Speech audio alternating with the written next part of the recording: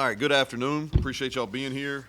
Um, y'all watch, so I don't have a big opening statement. You guys can ask some questions.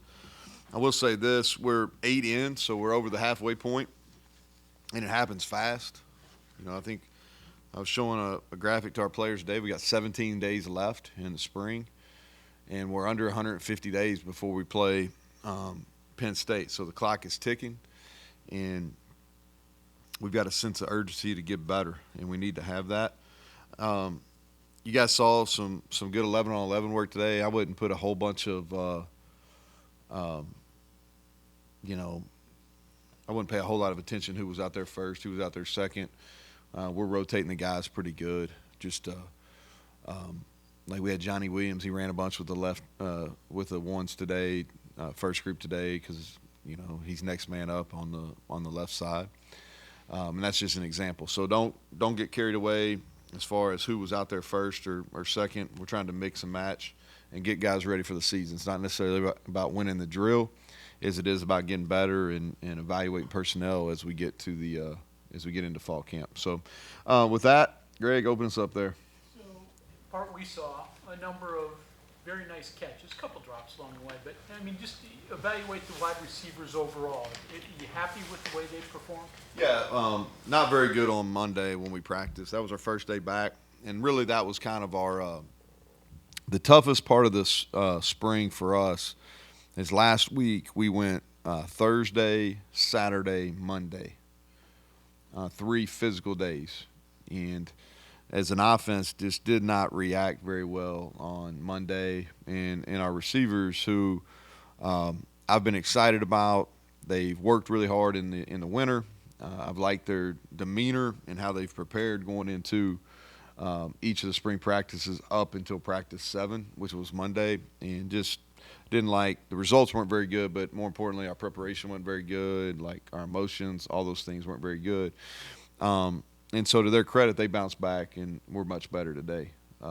And so, I think that group is, and I may have said this at the opening press conference, I can't remember, but there's some pressure on that group. We probably outperformed expectations in that room last year, especially the young guys that played, the Traylon Rays, the Rodneys, Preston playing for the first time, Hudson playing, probably, really maybe surprised some people, but that element's gone now, and so there's when expectations are low and you do better, like have you really accomplished anything? And so now those guys have proven they're capable of playing this at this level. Now, what does the next step look like? Can we win because of them? And we've done a lot of passing situations this spring because we have to get better throwing the ball. The quarterbacks have to be more accurate. Our running backs and our O-line have to protect better. We have to do a better job of getting open and making plays after the catch. And so we've put a lot of pressure on those guys with the full expectation that we will be better and we'll be able to win some games because of them this year. You mentioned offensive line a little bit there with John. There is some mix and match, and some of it's necessity, Yeah. injury or such. But your first group, a lot of experience. But the backups, you seeing something out of that group? Yeah, so, Wyatt, Tomas is missing the spring. He started doing some individual yesterday, or I guess today was his first. He got released yesterday to do some individual. He won't do any 11 on 11 work, but Wyatt and Tomas and Yates and Hubbard and Malone a little bit less. But those guys, the first 5 that roll out there have played a lot of football, and we're trying to get them better. I think Malone is the guy that's through the middle part of the spring. I've really been pleased with the step he's taken, because he's probably played the least amount of all those guys. And then this spring, without question, it's about getting the young guys.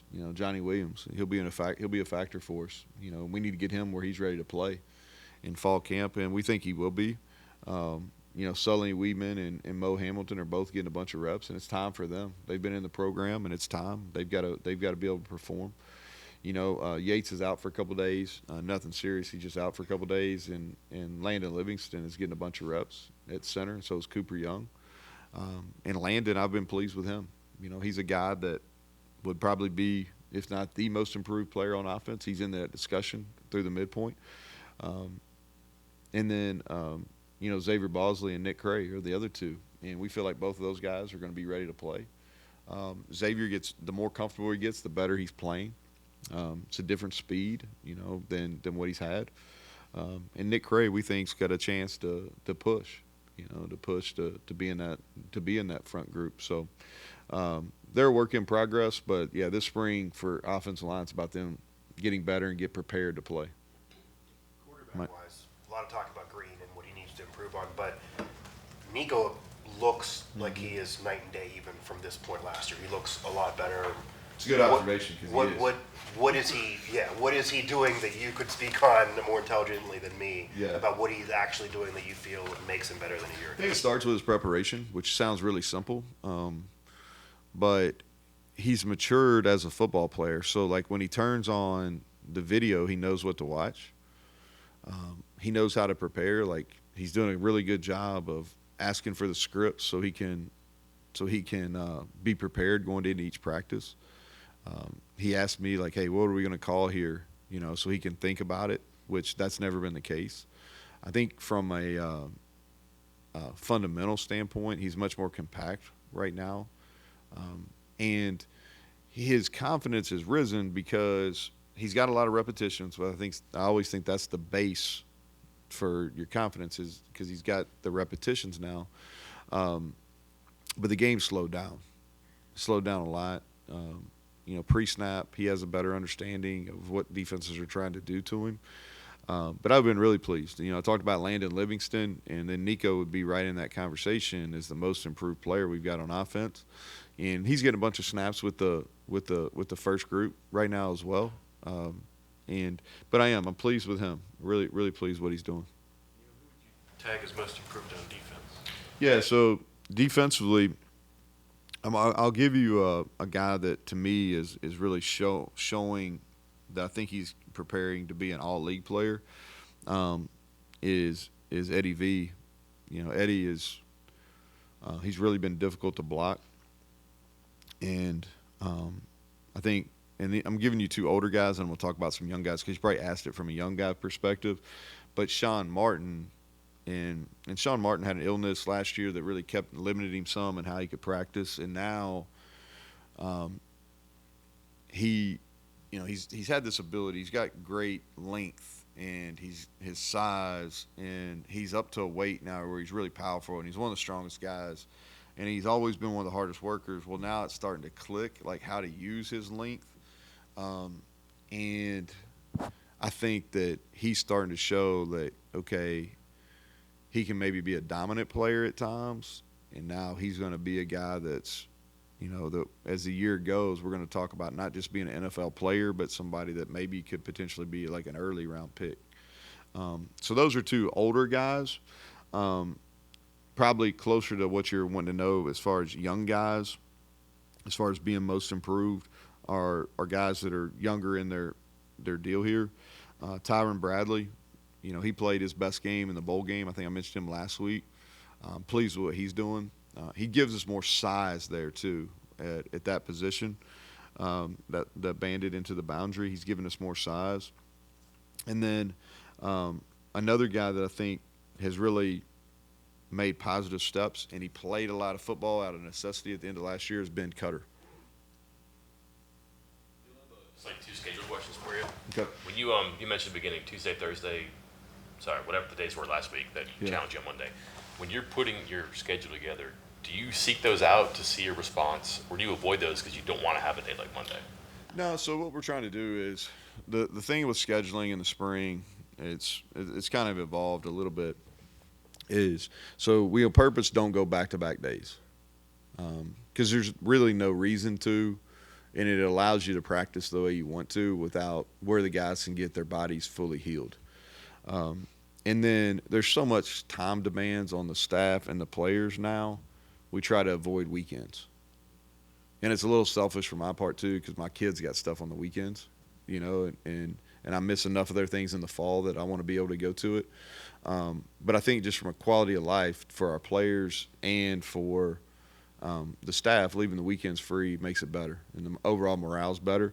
But the last, like that little stretch that I was talking about, the Thursday, Saturday, Monday. On Saturday, I wanted to practice because we needed to have one day where we get recruits here, and we needed a Saturday to bring the families in, and then we had the fantasy camp too.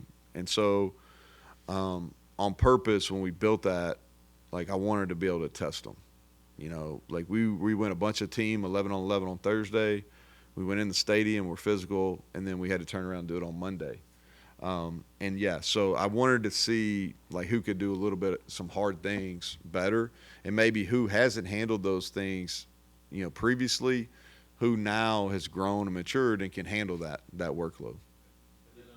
This may be cynical of me, but I noticed that the portal opens on Monday. You guys basically have 2 weeks of practice left. Seems weird, the timing, right? Like, Yeah. who's going to leave right now? Is that any? I mean, that's such a big deal. I mean, if that's what they want to do, like. Well, I mean, it makes it pretty difficult to get a 2-week head start and get Yeah. caught up if you want to go. It seems like not you would intentionally anchor people here, but it does give them something to think about, and it's a way to retain players, maybe. Well, I don't know. We'll see.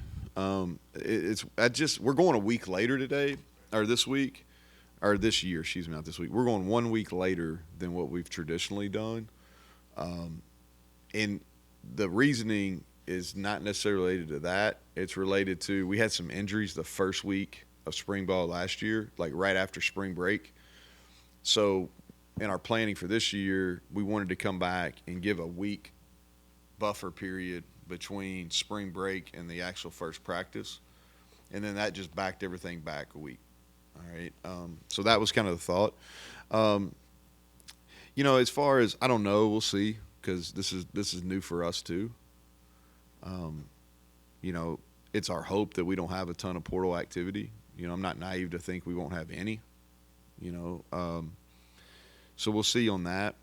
The thing about the window, it's 15 days, and it doesn't really matter if you get in the first day or the 15th day. It kind of is what it is. You know what I mean?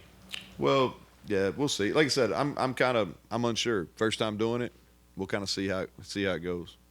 With the depth you have, are you pleased with what you've gotten out of those guys so far?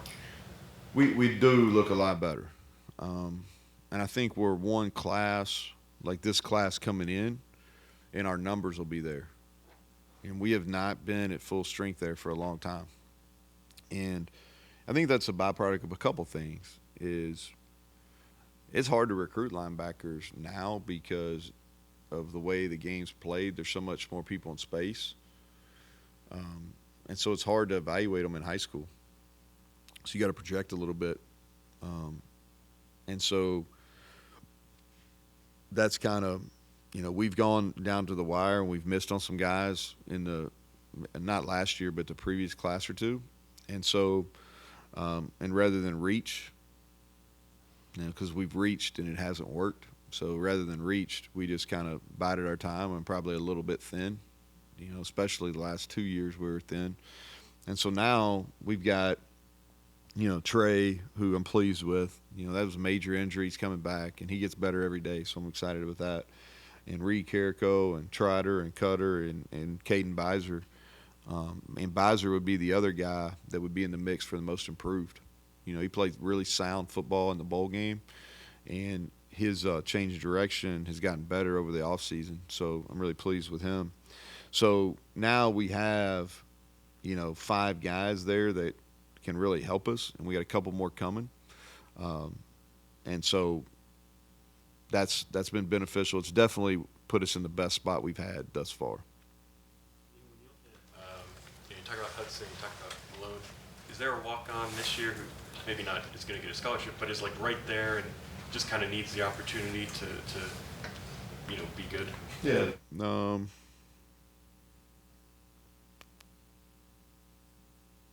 We got several that are making a difference. I think that.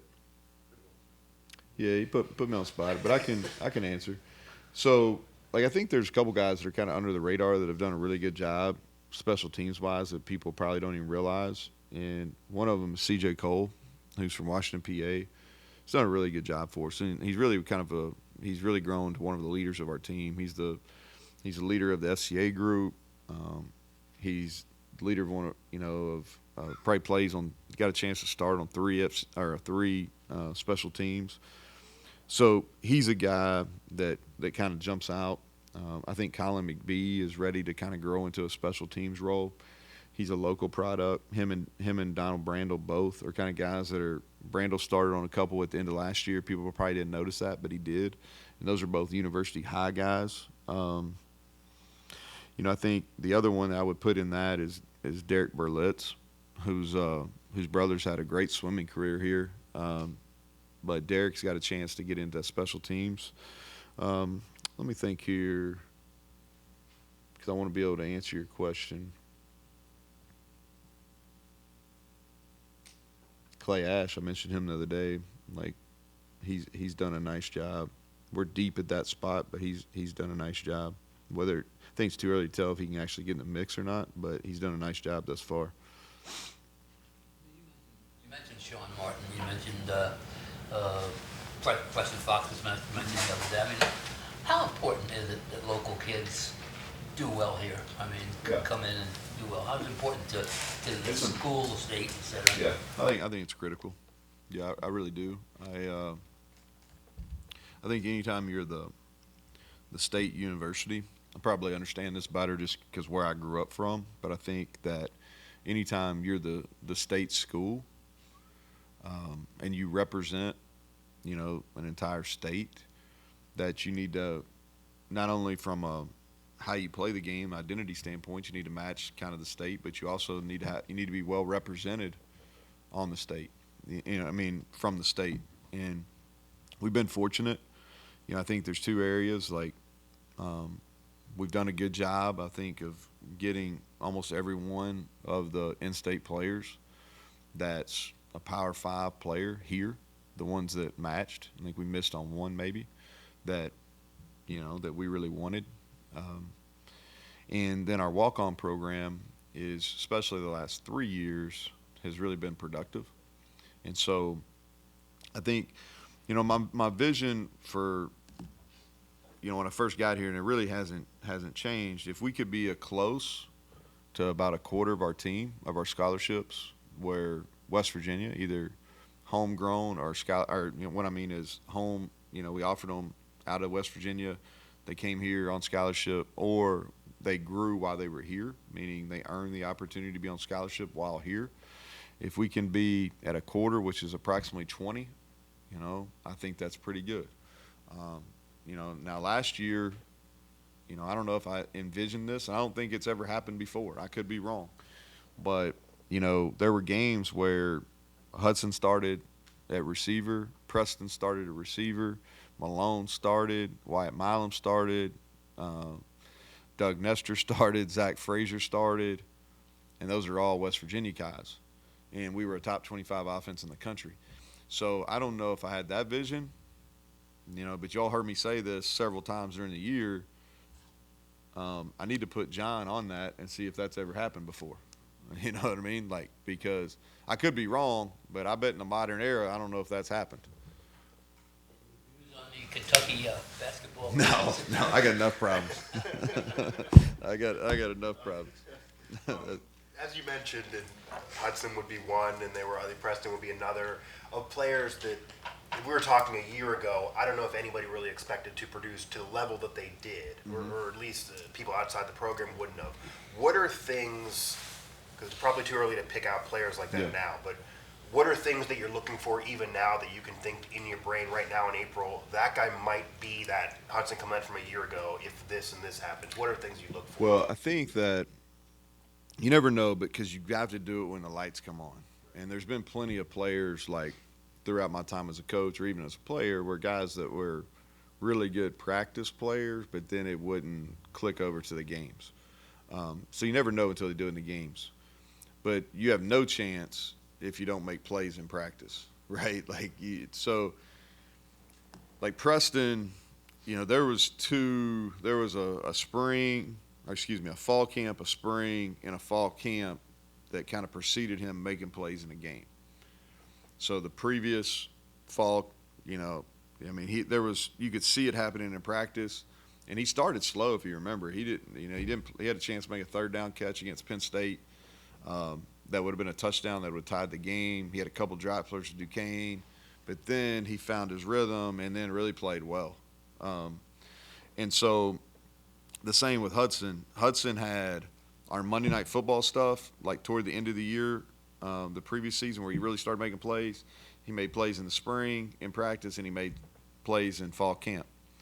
And so, like, you could see those guys making a bunch of plays, and then they just needed an opportunity. Like, Devin got hurt. Hudson started the game against Duquesne. The rest is history.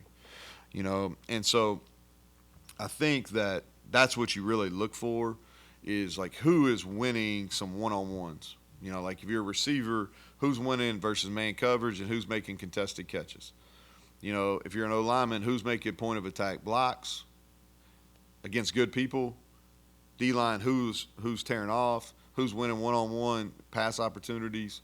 Linebacker, who's making tackles, who's making plays on the ball. Those are the things you're looking for. And most of the time, if they're consistently making plays in practice, then it's going to translate. Unless they got performance anxiety or something like that, then it's going to translate into the game. Things you wanted to accomplish this spring, you haven't gotten to them all yet. Yeah. Are you on track? Are you ahead, behind? No, I think that we always talk about these objectives we want to get to. We want to stay healthy, which, Jacoby Spells is going to miss the rest of spring. He had to have surgery, so we haven't necessarily achieved that. But we want to continue to stay as healthy as possible. We talk about trying to figure out the personnel that we're going to have and that we need to play with in the fall, the ones that are here. I think that's a work in progress, but we're on plan to do that. We want to get a bunch of repetitions in our base schemes, which we're doing. There's certain aspects like the red zone is something we've got to get better as a football program. We've got to score touchdowns better offensively. We weren't good enough there. We got to prevent touchdowns defensively. So we're getting a lot of work in those situational things that we've pinpointed that we've got to get better at. So I think we're on plan to reach those goals. We want to get prepared for the season, meaning we'll start working kind of the back half, really the last 2 weeks after we're going to scrimmage on Friday. The last 2 weeks we'll start getting prepared for some things we're going to see during the season that we don't necessarily get against each other. So we haven't gotten to that point yet. But I think we're on plan. I like the demeanor of the group. I challenged them today in our team meeting, and I thought we came out. We were a little flat. We had the blue and golden globes last night where they get all dressed up, and they probably had a good time after. And but I challenged them in the team meeting, and they answered. I think that's the signs of a team that's hungry if you can challenge them and they'll accept the challenge. What you were saying about to Greg, 11 on 11, a lot of it this spring. Is that was by design because you got an older team? Yeah, so kind of our thought process, we get about six into it, 6 practices into it, and then the rest of the spring do a lot of. It's hard. You want to be careful because you want to get your base stuff in, and it usually takes about 6 practices to kind of get your base stuff in. And there's always the process of teaching people how do you want to practice, because it's a weird sport. We have big gaps, right?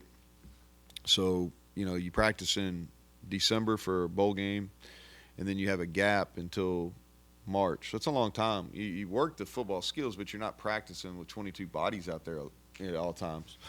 And so there's always, and then you do it, you finish it in April, and then you don't do it again until August. And so there's always a little bit of time where you don't have just a bunch of people on the ground. So we kind of don't do as much 11-on-11 work during the very beginning of fall camp or the very beginning of spring ball, just because we don't want a bunch of bodies on the ground. And so now we're to the point where we're practicing better. We didn't have a ton of bodies on the ground today.